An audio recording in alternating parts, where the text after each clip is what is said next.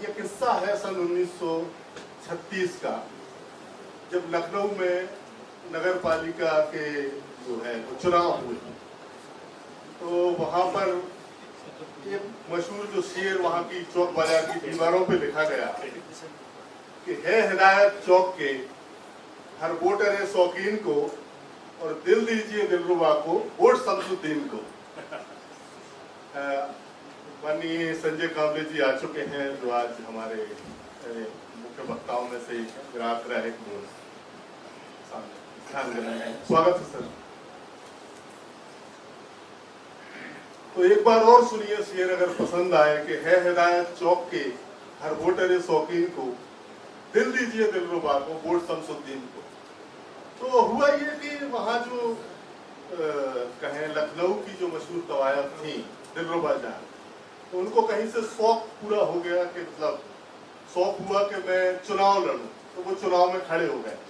अब चूंकि उस समय अंग्रेजों का शासन था और उनके पास काफी पैसे भी थे दिलरुबा जान के पास, और अंग्रेज वहां तो चूंकि आते जाते रहते थे तो वहां उनका प्रभाव भी था। तो हुआ ये कि कोई उनके सामने खड़े होने को तैयार चुनाव में नहीं हुआ। तो हकीम शमसुद्दीन साहब थे वहां एक, जिनकी थोड़ी पकड़ थी, तो उनके दोस्तों ने उन्हें राजी किया कि आप चुनाव लड़ने के लिए आप तैयार। तो पहले तो उन्होंने ना नुकुर की, लेकिन बाद में मान गए। और उनके जो पक्ष में ये ना जो शेर लिखा गया, चूंकि लखनऊ था तो नफासत का शहर है, तो ये शेर लिखा गया कि है हिदायत चौक के हर वोटर शौकीन को, दिल दीजिए दिलरुबा को, वोट शमसुद्दीन को। तो हुआ ये कि शमसुद्दीन साहब के पक्ष में माहौल बनने लगा। अब साहब दिलरुबा जान भी थोड़े शायराना तो थी ही, तो उनकी तरफ से उनके जो समर्थक थे, उनके पक्ष वालों ने लिखा वहीं पे चौक बाजार पे कि है हिदायत चौक के हर वोटर शौकीन को, वोट दीजिए दिलरुबा को, नब्ज शमसुद्दीन को। तो ऐसे चलते रहा और फाइनली जब रिजल्ट आए, और रिजल्ट आने में हकीम शमसुद्दीन साहब जीत गए। तो दिलरुबा जान ने ये कहा वहां कि साहब चौक बाजार में आशिक कम है और मरीज ज्यादा है, इसलिए मेरी हार है। ये बात मैंने इसलिए कही कि ये वो देश है जहां तवायफों के कैरेक्टर हुआ करते थे, जहां उन्होंने चुनाव लड़ा। दिलरुबा जान ने वो अपने पैसे का उपयोग कर सकते थे, अपनी पावर का उपयोग कर सकते थे, लेकिन नहीं, जो लोकतांत्रिक नैतिकता थी उस नैतिकता के आधार पर चुनाव लड़ा, और पैसा और पावर होने के बावजूद भी दिलरुबा जान चुनाव हार गई। आज का समय वो है कि यदि आपके पास कॉर्पोरेट का पैसा है, तंत्र है, उसका मैनिपुलेशन करके कैसे भी करके हमें सत्ता में बने रहना है, चाहे लोगों को लड़ाएं, चाहे लोगों के बीच घृणा फैलाएं। जिनकी जिम्मेदारी थी कि आगे जाके समाज को जोड़े, देश को जोड़ कर रहे हैं, वही इससे विपरीत काम कर रहे हैं। जिनकी जिम्मेदारी थी कि वो संविधान की वजह से जब वहां पहुंचे हैं संसद में, और उनको इस बात में संविधान की जो विचारधारा है उसको आगे बढ़ाना थी, लेकिन पूरा काम जो है वो संविधान के विरोध में होते रहा। और न केवल ये आज की बात है, हम सब जानते हैं ये बहुत पहले से है कि न केवल आजादी के आंदोलन का इन्होंने विरोध किया, फिर संविधान सभा के गठन का विरोध किया, और उसके बाद जब संविधान में बना तो उसका भी विरोध किया गया।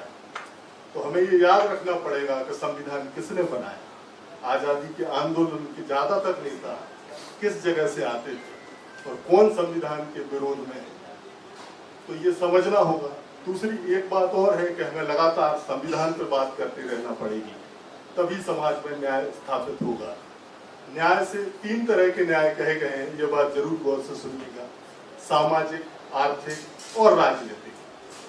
सामाजिक न्याय, जो समाज में जो अन्याय होता है, आज आप देखते हैं ये 5000 साल पुरानी जो हकीकत है वो नहीं।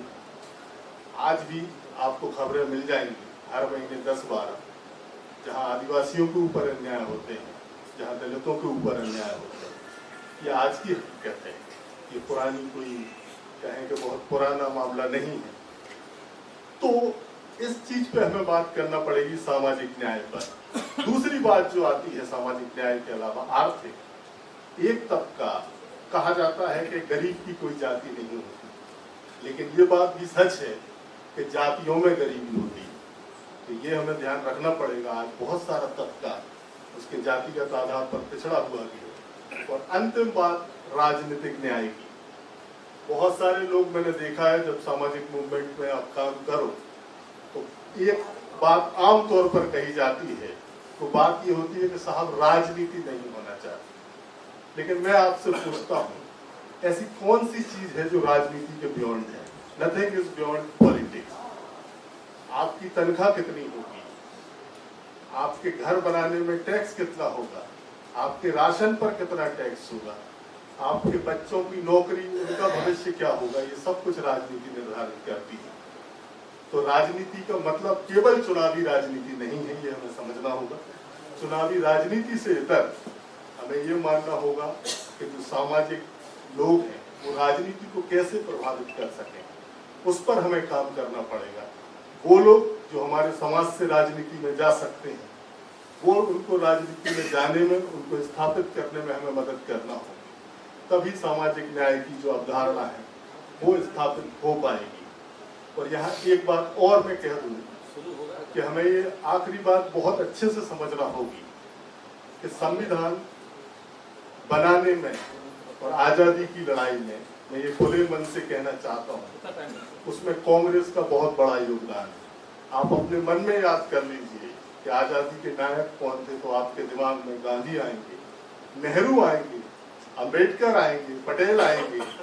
ये सारे लोग आजादी के आंदोलन में थे। ये सारे लोग इस देश का आयन जो है वो गढ़ रहे थे।